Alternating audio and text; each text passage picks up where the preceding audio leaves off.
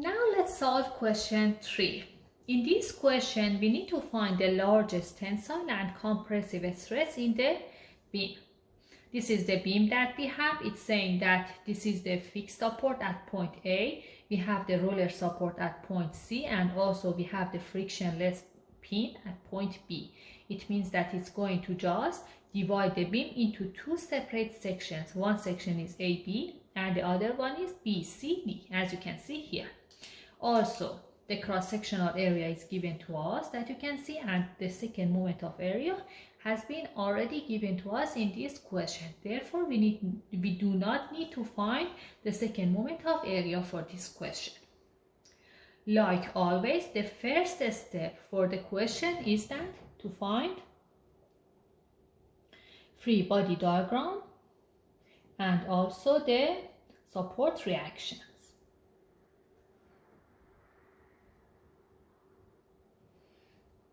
As I mentioned, part AB would be one separate section. This is point B and then this is point A. For point A, what are the loads that we have? We have RA. We don't have RA. Usually when we have the fixed support, we have RAY, we have RAX, and then we have the moment, MA. But here in the beam, because we do not have any horizontal load, we know that RAX is equal to 0. Therefore, I'm not going to write it. And instead of RAY, I'll just write it as RA because we don't have RAX. And then we have the MA as well. And then here I know that I have RB.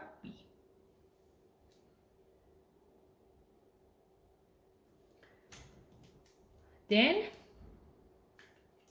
therefore, and then let's do it for the other section, which is section B,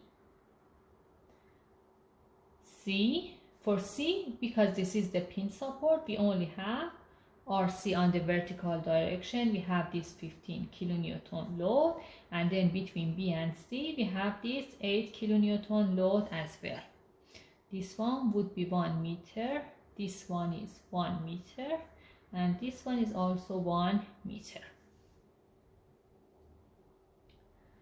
And what happens is that when this is positive, this is in this direction, I consider this one as the other direction for this case.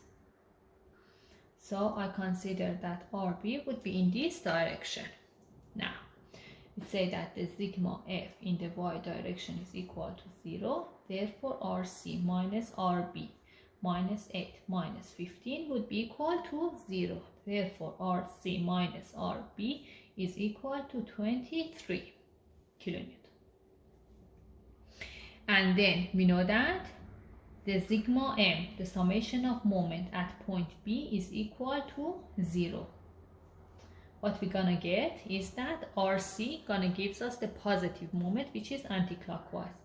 RC times the distance 2 meter minus 8 times 1, because it's clockwise moment, therefore it's negative. And for this one is also clockwise moment, it's going to be negative as well, would be equal to 0. Therefore RC times 2 would be equal to 8 plus 45, which is equal to 53. This gonna gives us RC equal to 26.5 kilonewton. And it's positive, it means that our estimation, which we consider that is going to be upward, is correct, and it's upward. Now I put it in this equation, in equation 1 that we had. Therefore 26.5 minus RB is 23. This means that RB would be equal to 3.5 kilonewton.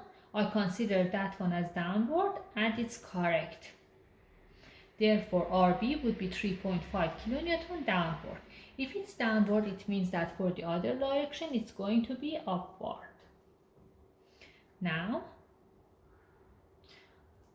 for this part of the beam, for part AB, for the section AB, sigma Fy is equal to 0. Therefore, Ra plus 3.5 is equal to 0. Therefore, RA would be minus 3.5, which we can say as 3.5 in downward.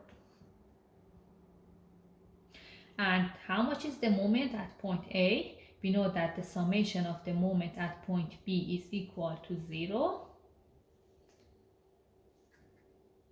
RA is this way. Therefore, the moment would be positive. It means that it would be 3.5 times 2 plus MA would be equal to 0. It means that MA would be defined as minus 7, which means that 7 kilonewton meter. It means that it's like 7 kilonewton meter, but it's clockwise. Therefore, this is just the reactions at the supports. Now I want to find the bending moment diagram.